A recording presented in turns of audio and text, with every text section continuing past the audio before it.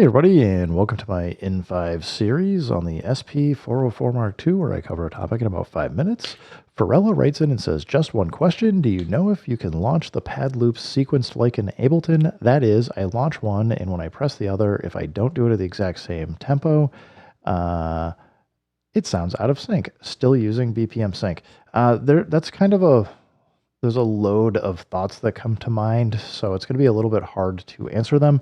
I have a set here that I was recording on a live stream, just kind of messing around using the looper and doing some other stuff. I know all of these are the same BPM, and I know if I go in and use BPM sync, because they have the correct BPM, I can do time stretching and other like the BPM fun stuff, and they will stay in sync.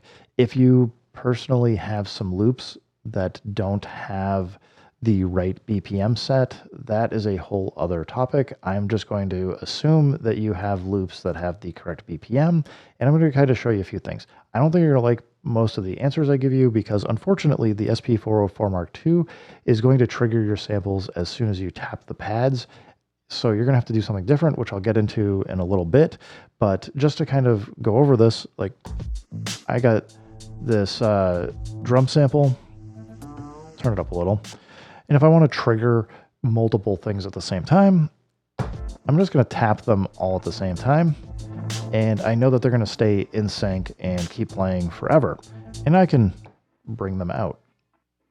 Now, something here that is not rhythmic is going to be very hard, as Pharrella's explaining, to bring in and keep it in time. On the other hand, because there's not much content there, probably not too much of a problem if it's out of sync. Part of the reason why I took and put all of the percussive elements on this one track, so that unfortunately it's a little bit harder to control. I can only bring it in or out, but it means some of the other things that are more ambient sounding, things that are playing in the background, are easier for me to trick the audience, I guess is how I'll put it. So I can bring these out, and if I want, I can bring in some other stuff. Maybe a little loud, but I don't know. Just, for me, it's a tap it out and bring it in. And I can bring this out. I can kind of bring in some other stuff, kind of tap it.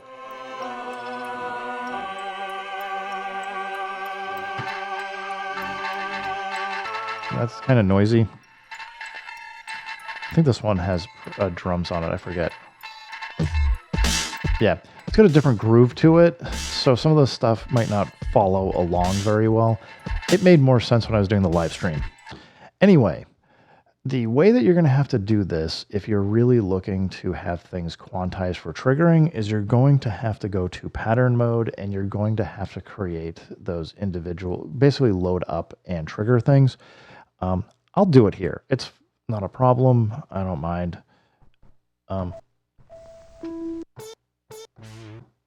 I guess some of these are loops, some of them are not. Well, we're going to go in. What we want to do is hold down the enter button and push gate, and this is going to put it into a mode where I can start it, but I can't re-trigger it. And we want this effect because we want to be able to trigger all of the samples and have them keep playing. Because if you have loop on and you put it into a pattern, it's going to basically keep toggling between starting the loop and then stopping the loop, and it gets very disruptive. It can have some functionality for certain things, but for what I believe you're looking to do, it's not what you want to do. So let's just pick a couple of these.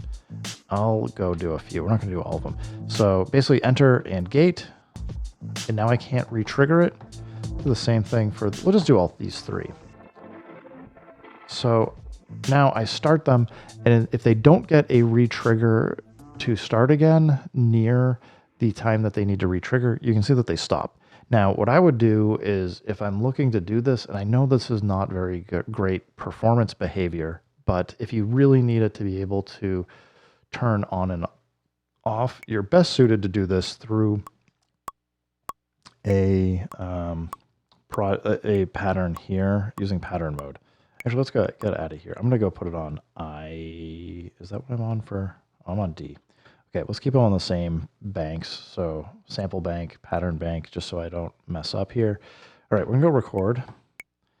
We're going to tap one of these, and we will go strength on. We'll go record. I just want all three of these. What the heck did I do? I was on the wrong bank again, wasn't I? All right, let's try once more. I want to be on bank I. Go pattern mode, bank. Where was I? Not there. Here we go. Bank H. Sorry, didn't mean to waste your time. Let's switch back over to pattern mode. Go to bank H. So I'm going to go, not delete, record. Go back, pattern 1, record. We're just going to play these 3. So what's going to happen now is if I get out of record mode, it will keep playing these over and over again. We can see we got a problem. As you can hear it go silent. We're at the wrong BPM. The pattern is at the wrong BPM. The samples are fine. So if I exit out and go over again, these are 96 BPM, which basically means the samples are playing slightly faster than the pattern is. So we're gonna have to go fix that. Let's go shift pad 11, crank that up to 96. This cycle through it should be fine. There we go. So we now have these triggering fine. And if you're in the sample mode here, we can do shift reverse and we can mute things in and out. And now you know that your samples are in time and playing correctly. Now, the other thing you might want to do is we can copy patterns over and you can switch them, and it's going to switch at the end of the however long the pattern is, but it will also keep things in sync. So I can, for example, switch back here, go back into record mode. Let's say I want to delete this. Say I want to delete the drums. That'll be the most obvious. So we've deleted that event and get out of record mode. And now if I want, I have the 2 loops that are playing with this mode, and I can switch over to and make sure it's in time, having the drums come in correctly. And as long as I want to stay in the drums, it'll keep playing that. If I want to switch back over, I just tap 2. I can make as many copies of these as I want. So I would say it's not a great way to do it. The problem with using the shift and reverse to do pad mutes is it's still consuming your polyphony. So if you you're not gonna be able to set up all of your pads and have all of them playing. You're gonna have to pick which 16 you want that you can bring in and out using pad mutes, or less if you want to, especially if you want to be able to play more stuff. But I would say if you're really, really worried about having things come in on time, really use pattern mode, because that will make sure you get those correct triggers at the beginning. This will, if you have, again, all of your BPM set up correctly, it will follow the BPM sync. So, and I can show you that as well. So let's just go through these. I'm just going to turn BPM sync on. Shouldn't have any immediate effect as you're listening, but I can go shift pad 11. We can drop it down to 40 BPM from 96. As you can hear, it's following. Everything sounds like it's staying in time.